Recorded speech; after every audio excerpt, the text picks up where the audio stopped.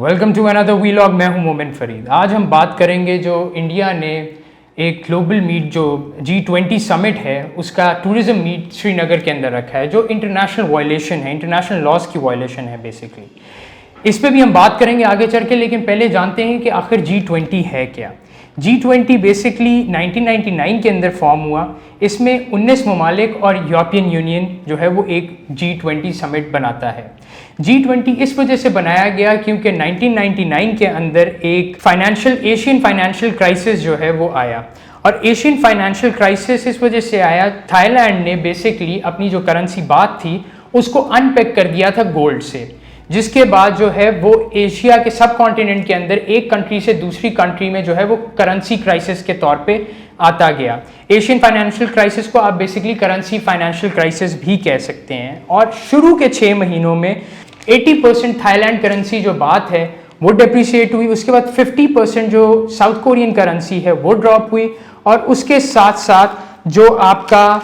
Malaysian ringgit है वो 45% जो है वो डेप्रिशिएट हुआ। कलेक्टिवली ये सारी इकोनॉमीज ने जो है वो मेजर कैपिटल डाउनफॉल जो है वो देखा, और फर्स्ट ईयर के अंदर, इस क्राइसिस के पहले साल के अंदर $100 बिलियन का जो है वो नुकसान देखने को मिला। इसके बाद जो है इन ममालिक ने ये फैसला किया कि हम एक G20 समिट बनाते हैं। G20 बेसिकली रिप्रेजेंट करती है 80% ऑफ ग्लोबल इकोनॉमिक आउटपुट, और उसके साथ साथ 75% ऑफ ग्लोबल एक्सपोर्ट्स और 60% ऑफ द वर्ल्ड पॉपुलेशन को जो है वो ये रिप्रेजेंट करती है। और अगर देखा जाए G20 के अंदर 19 ममालिकों में Argentina, Australia, Brazil, Canada, China, France, Germany, India, Indonesia, Italy, Japan, Republic of Korea, Mexico, Russia, Saudi Arabia and south Africa, और उसके साथ यूरोपियन कंट्रीज भी इन्वॉल्व हैं। G20 का प्राइमरी ऑब्जेक्टिव्स ये हैं कि ये बेसिकली ग्लोबल इकोनॉमिक ग्रोथ और फाइनेंशियल स्टेबिलिटी और सस्टेनेबिलिटी को जो है वो मेक श्योर करती है, जो इन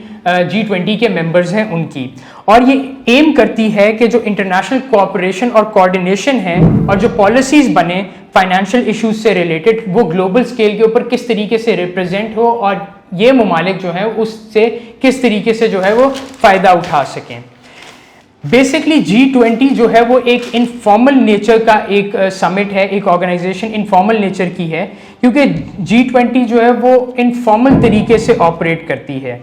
मतलब ये कि इसका कोई परमानेंट सेक्रेटेरिएट नहीं है जिस तरह दूसरी इंटरनेशनल ऑर्गेनाइजेशंस का है, और इनके डिसीजंस जो हैं वो नॉन बाइंडिंग होते हैं, लेकिन ये पॉलिटिकल सिग्निफिकेंस रखते हैं, पॉलिटिकल वेट रखते हैं, और इसके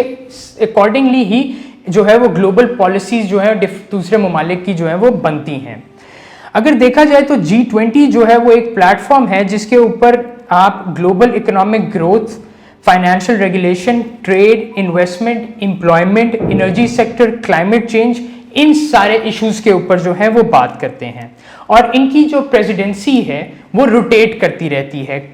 2023 की जो प्रेसिडेंसी है वो इस वक्त नरेंद्र मोदी के पास है, और should I call him butcher of Gujarat, उसके पास जो 2023 की प्रेसिडेंसी है, और इंडिया जो है वो इस बार ग्लोबल G20 समिट जो है वो होस्ट कर रहा है। और G20 समिट का जो मीट है, टूरिज्म मीट जो है वो इंडिया ने डिसाइड किया है कि वो जम्मू एंड कश्मीर और शुड आई से इंडियन ऑक्यूपाइड कश्मीर के अंदर रखेगा, जो कि एक तरीके से वायलेशन है इंटरनेशनल लॉज की, क्योंकि जो एक डिस्प्यूटेड टेरिटरी है, और इंटरनेशनली ये क्लेम्ड है कि कश्मीर जो है वो एक डिस्प्यूटेड टेरिटरी है यूनाइटेड नेशन सिक्योरिटी काउंसिल के तहत। तो डिस्प्यूटेड टेरिटरी के अंदर कोई भी दूसरा मुल्क इस तरीके से जो है वो कोई भी समिट नहीं रख सकता है, किसी भी समिट को इस तरीके से होस्ट नहीं कर सकता है। और इसके साथ साथ जैसे आप सारों को पता है कि अगस्त 5, 2019 में आर्टिकल 370 ऑफ इंडियन कॉन्स्टिट्यूशन, जो एक स्पेशल स्टेटस देता है जम्मू एंड कश्मीर को, जो एक राइट प्रोवाइड करता है जम्मू एंड कश्मीर को कि वो अपनी ऑटोनॉमी कुछ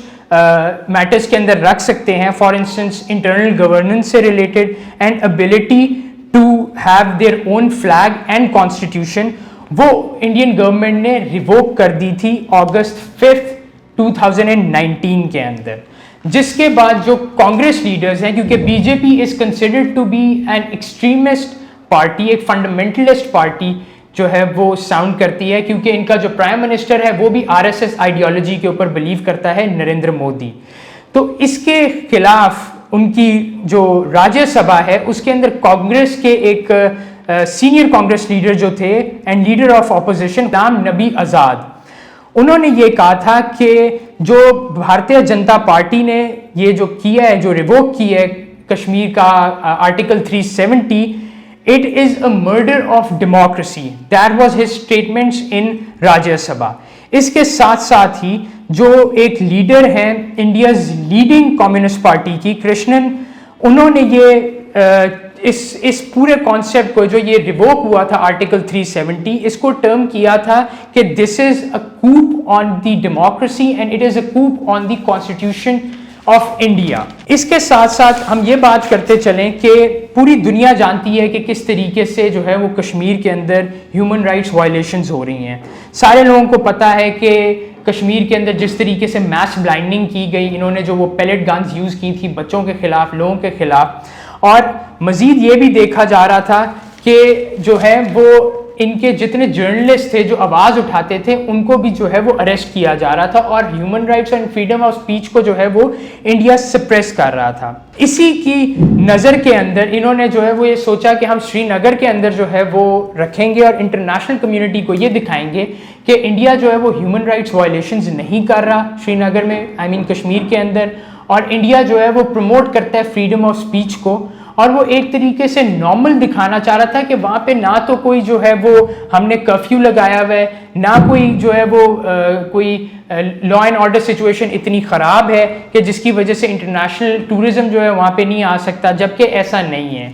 क्योंकि अल जजीरा की एक स्टेटमेंट है कि उन्होंने ये कहा है कि India host G20 tourism meet in Kashmir under heavy security. उन्होंने ये किया है कि जितने जो भी श्रीनगर के अंदर टूरिज्म मीट उन्होंने रखी हुई थी उसको जो है वो अंडर हेवी सिक्योरिटी के जितने लोग, जितनी आवाम जो थी, उनको एक तरीके से कर्फ्यू लगा के अपने घरों के अंदर बंद कर दिए कि जब तक ये टूरिज्म मीट चले, ताकि इंटरनेशनली ये चीज़ प्रमोट हो सके कि इंडिया जो है वो एक सेक्युलर कंट्री है और कश्मीर की जो है वो ह्यूमन राइट्स की प्रॉपर जो है वो सेफ्टी को नज़र में रखता है। लेकिन इस तरह नहीं है। और उसके साथ साथ ही जितने ग्लोबल 20 के मेन जो की प्लेयर्स हैं, चाइना हो गया, चाइना ने इसके ऊपर एतराज़ किया और चाइना जो है वो मीट एंड ग्रीट के ऊपर, टूरिज्म मीट के ऊपर इंडिया के नहीं गया। चाइना ने ये कहा कि it will not attend, citing its firm opposition to holding any kind of G20 meetings in disputed territory. Whereas Turkey ने जो है वो श्रीनगर का जो मीट था, टूरिज्म मीट था, उसको बॉयकॉट किया, क्योंकि टर्की ने यूनाइटेड नेशंस के अंदर भी जो है वो कश्मीर के राइट्स के ऊपर आवाज़ उठाई थी। उसको देखते देखते ही ओमान और इजिप्ट ने भी जो है वो बॉयकॉट किया इस मीट को। और देखा जाए कि अगर कश्मीर के अंदर जो ह्यूमन राइट्स वायलेशंस हो रही हैं, जितने G20 ममालिक के लोग, जितने G20 कंट्रीज़ जो हैं वो जो रिप्रेजेंट कर रही हैं G20 को, और जो इस टूरिज्म मीट के ऊपर श्रीनगर गई हैं, अगर वो यूक्रेन वॉर की बात करते हैं तो उनको कश्मीर के ह्यूमन राइट्स वायलेशन के ऊपर भी इंटरनेशनली बात करनी चाहिए। यूक्रेन वॉर भी अगर उतनी ही बुरी है, उतना ही बुरी जो है वो जो कश्मीर में ह्यूमन राइट्स की वायलेशंस हो रही हैं, उसको भी जो है वो आलमी सतह के ऊपर उठाना चाहिए। On this note, I'll take a leave. Allah Hafiz.